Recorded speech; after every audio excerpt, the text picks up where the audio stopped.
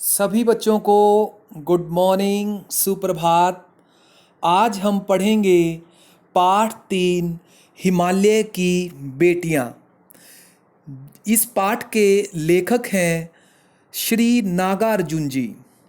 इस पाठ में प्रकृति का, नदियों का बहुत ही सुंदर मनमोहक वर्णन किया गया है। तो आइए पढ़ते हैं पाठ हिमालय की बेटियां। इस पाठ में लेखक ने हिमालय से निकलने वाली नदियों का वर्णन किया है। हिमालय से निकलने वाली गंगा, यमुना, सतलुज आदि नदियां मैदानी क्षेत्र में अत्यंत शांत और गंभीर लगती हैं। लेखक के मन में इन नदियों के प्रति अत्यंत श्रद्धा के भाव हैं। वह इनमें माँ, दादी, नानी, बुआ, मामी एवं मौसी की गोद की भांति डुबकियां लगाता था। लेखक ने इन नदियों को हिमालय की गोद में उछलते कूदते एवं शोर मचाते देखा है, किंतु जब ये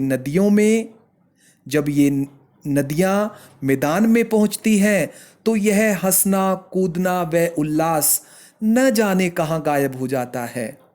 लेखक हिमालय की बेटियों की बाल लीलाओं से, नटखटपन से बहुत ही प्रभावित है। लेखक हिमालय की इन बेटियों के विषय में बताते हैं कि न जाने इनका कौन सा लक्ष्य है जो ये इस प्रकार अत्यंत तत्परता से बहती चली जा रही हैं। ये बर्फ की चोटियों एवं घाटियों पर लीलाएं कर रही हैं। देवदार, चीड़, सरो व चिनार आदि के जंगलों में पहुंचकर शायद इन नदियों को अपना बीता बचपन याद आ जाता होगा। लेखक को लगता है कि हिमालय न जाने इनके नटखट बचपन को कैसे झेलता होगा।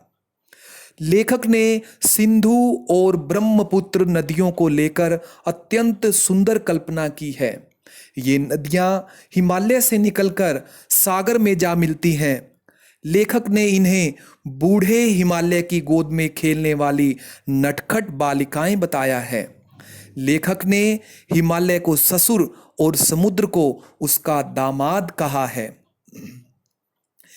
हिमालय से निकलने वाली नदियों का वर्णन संस्कृत के कवि कालिदास ने अपने साहित्य में बहुत ही सुंदर रूप से किया है। आधुनिक कवि काका कालेलकर ने नदियों को लोक माता बताया है, किंतु नागार्जुन जी ने, लेखक ने इन नदियों को माता से पहले बेटियां समझता है। लेखक ने तिब्बत में सतलुज के किनारे बैठकर उसके रूप को निहारा था और वह उससे इतने प्रभावित हुए कि उन्होंने एक गीत गुनगुनाया था। और वो गीत कौन सा गुनगुनाया था?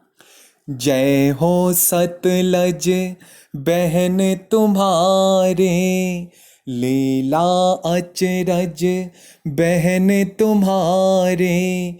जय हो सतलज बहन तुम्हारे, लीला अचरज बहन तुम्हारे। आप इस पाठ को बहुत ही अच्छे ढंग से पढ़ेंगे और एक चित्र बनाएंगे नदियों का, हिमालय का। आप बच्चों को ढेर सारी शुभकामनाएं, आशीर्वाद।